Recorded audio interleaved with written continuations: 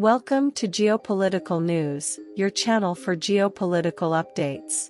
In today's program, we will discuss the strong statements from Poland. The Polish Prime Minister has stated that they will no longer supply weapons to the Ukrainians. This change in stance, which has surprised the international community, prompts us to reflect on the current situation in Ukraine. It seems that the country is facing a profound crisis, akin to a shipwreck survivor drowning and desperately calling for help. However, when someone tries to assist, it ends up pulling both individuals down, causing them to sink. Throughout the conflict, Poland has been one of the most dedicated countries in supporting the Ukrainians, providing resources, weapons, and equipment.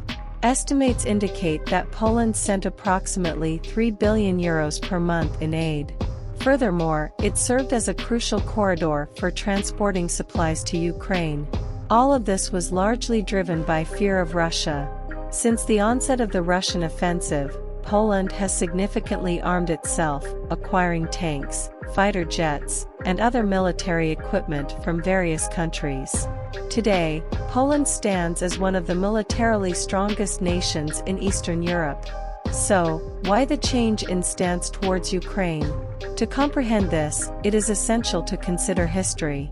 Poland joined the European Union in 2004, aiming for greater integration with the West, primarily for economic reasons. However, Russia has been blocking Ukraine's grain exports, causing global issues such as rising food prices and scarcity. The European Commission approved the temporary sale of Ukrainian grains in the European market, negatively affecting local producers in countries like Slovakia and Hungary, who complained about this situation. Ukraine also filed a complaint with the World Trade Organization against Poland, Slovakia, and Hungary for their protectionist measures. Poland felt betrayed by these events, particularly by Ukrainian rural oligarchs seeking to profit from the situation. Poland severed diplomatic ties and imposed sanctions on Ukrainian products. Nevertheless, there is hope that negotiations can resolve this situation in the future. In this context, it would be prudent for Poland to reconsider its position and seek a solution that does not undermine its history of supporting Ukraine, perhaps by allowing the country to continue serving as a corridor for exports to other European nations. After all, Poland has been one of the primary backers of Ukraine since the onset of the conflicts. We also had statements from Prince bin Salman. For those who aren't aware, the Saudi prince is getting increasingly closer to developing his own nuclear weapons. We were aware that he was in a nuclear agreement with the United States and other countries, including Russia.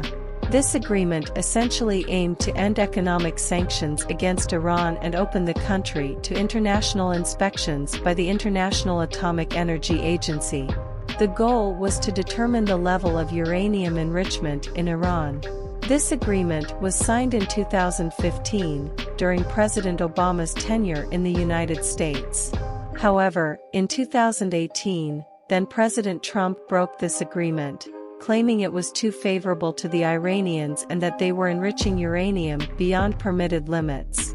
These allegations were never confirmed and remain as speculations. Since then, there have been a series of problematic issues, such as the assassination of Iran's top military leader by the United States in Iraqi territory, leading to significant tensions.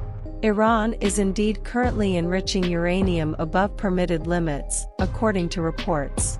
Although we have seen an approach mediated by the Chinese this year, it is important to note that China and Iran are significant allies in the region, while Saudi Arabia is seen as a Sunni leader. Prince bin Salman expressed concern about a nuclear arms race in the region, pointing out that if Iran develops nuclear weapons, Saudi Arabia may also feel compelled to do so, creating a situation of mutual risk. Additionally, there is the risk of other powers in the region, such as Egypt, pursuing nuclear weapons, triggering a nuclear arms race in the Middle East and North Africa. It is important to emphasize that, although there were hopes that President Biden could resume negotiations with Iran, he declined the conditions proposed by the West, the European Union, and the United States, making the likelihood of returning to the 2015 agreement virtually nil. If you liked the video, please give it a like and subscribe to the channel. See you next time.